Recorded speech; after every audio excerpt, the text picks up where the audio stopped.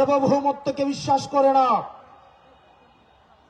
যারা আমার দেশের সম্ভাবনাকে বিশ্বাস করে না, যারা ভোটাধিকারকে বিশ্বাস করে না, মানবাধিকারকে বিশ্বাস করে না, যারা এই দেশের সন্তানদেরকে বিশ্বাস করে না, আপনারা যেহেতু তাদেরকে আশ্রয় প্রশ্রয় দিচ্ছেন, কথা স্পষ্ট করে বলে দিতে চাই, ভারতের যারা সেপারেটিস্ট আছে বাংলাদেশে আমরা তাদেরকে আশ্রয় প্রশ্রয় দিয়ে যে সেভেন সিস্টার রয়েছে সেটাকে বাংলাদেশ থেকে ভারত থেকে এই হাসিনার পৃষ্ঠপোষক স্পষ্ট ভাষায় দিনের আলোর মতো স্পষ্ট স্বচ্ছ তাদেরকে ভারত অর্থ দিয়ে, তাদেরকে অস্ত্র দিয়ে, ট্রেনিং দিয়ে বাংলাদেশের বিরুদ্ধে তাদেরকে দাঁড় করিয়ে দিচ্ছে। আমাদের ভারতের বিরুদ্ধে একটি পার্শ্ববর্তী দেশ বলার কোন সুযোগ নাই। আপনার এই জবানে স্পষ্ট করতে হবে এই বাংলাদেশকে ভারত একটা ফিলিস্তিন বানাইতে চায়। আমাদেরকে সবাইকে ঐক্যবদ্ধ হতে হবে ক্ষমতার জন্য, গদির জন্য, মন্ত্রণালয়ের জন্য। যারা দিল্লিতে কেবলা দিচ্ছে এই বাংলাদেশের স্বাধীনতা তারা তৃতীয়বারের মতো বিক্রি করে দেওয়ার প্রস্তুতি নিচ্ছে।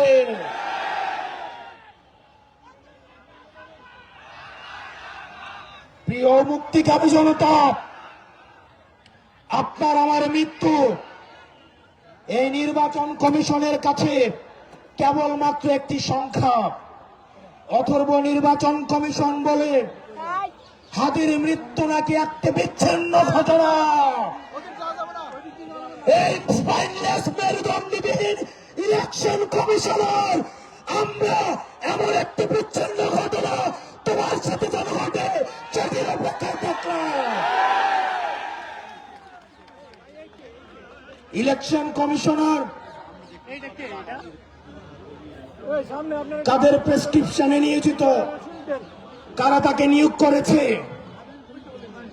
এরকম ইলেকশন কমিশন আজকে যদি চলে যায়, যেই লাইন ধরবে ইলেকশন কমিশন হওয়ার জন্য শাহবাগ থেকে শহীদ মিনার পর্যন্ত যোগ্য ইলেকশন কমিশনার খুঁজে পাওয়া যাবে।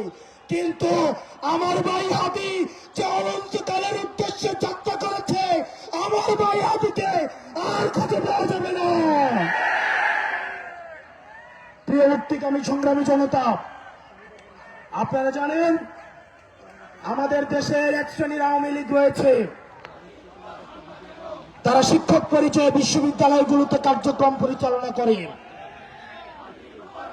যারা টকশিজীবী নামে হচ্ছে টেলিভিশনগুলোতে হত্যার বৈধতা উৎপাদন করে, যারা নাট্যকর্মী পরিচয়ে, যারা নাটক সিনেমাতে আমাদের মতো সংগ্রামী মানুষের মৃত্যুর বৈধতা উৎপাদন করে,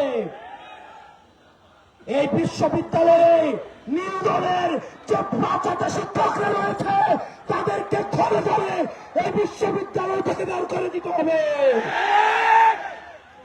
এই নাটক সিনেমা থেকে আওয়ামী মুজিবের ৫টা এসব শিল্পকর্মীদেরকে দেশ থেকে বের করে দিয়ে ভারতে পাঠিয়ে দিতে হবে। টকশিজীবীদের উদ্দেশ্যে এই ভারতীয় আধিপত্যের বৈধতা উৎপাদন যারা করছে, যেসব টকশিজীবীরা, আপনাদের তাদের এই ফ্যাসিস্টদের মানবাধিকারে আপনারা যারা বিশ্বাস করেন, তারা মুসলিমের মানবাধিকারে বিশ্বাস করে না। আর দিন শেষে আজকে এই বেদিতে আপনারা যারা বসেছেন আর যারা আসেন নাই, আপনাদের দুইজনকেই বলি, ক্ষমতার লোভে অন্ধ হইয়েন না। আজকে যদি আমার বুকে গুলি লাগে, আমি জানি এই ধরনের একটা প্রোগ্রাম হবে, এসে বক্তৃতা দিবেন, তারপর চলে গিয়ে আবার হচ্ছে সিট নিয়ে নেগোসিয়েশন করবেন। অনেক দল রয়েছে, যেহেতু আরপিও সংশোধন হয়েছে, এখন অন্য দলের মার্কায় নির্বাচন করতে পারবে না বলে নিজের দলের মার্কা বিলীন করে দেওয়ার জন্য তারা রেডি হয়ে আছে। এগুলো দিয়ে জাতীয় ঐক্য হয় না, এসব জাতীয় ঐক্য এগুলো মেকি। আমাদের হাদি ভাইয়ের রক্ত এই জাতীয় ঐক্যের আঠা হয়ে আসুক, সেটা আমরা চাইনি। আপনারা যদি দেশের প্রশ্নে, সার্বভৌমত্বের প্রশ্নে, বাংলাদেশের প্রশ্নে দলীয় স্বার্থের ঊর্ধ্বে উঠে আমরা 3 আগস্ট 2024 সালে এই শহীদ মিনারের বেদিতে দাঁড়িয়ে যেভাবে আমরা ফ্যাসিবাদের বিরোধ এবং নতুন রাষ্ট্র ব্যবস্থা বিনির্মাণের যে এক দফা দাবি দিয়েছিলাম, আমাদের সেদিনের মতো আবার ঐক্যবদ্ধ হতে হবে। ওই ইনকিলাব, ইনকিলাব, দিল্লি না ঢাকা, দিল্লি না ঢাকা, ইনকিলাব, ইনকিলাব, আপোষ না সংগ্রাম, দালালি না রাজপথ, দালালি না রাজপথ, আপোষ না সংগ্রাম। আমরা সবাই হাদি হব, যুগে যুগে লড়ে যাব, আমরা সবাই হাদি হব।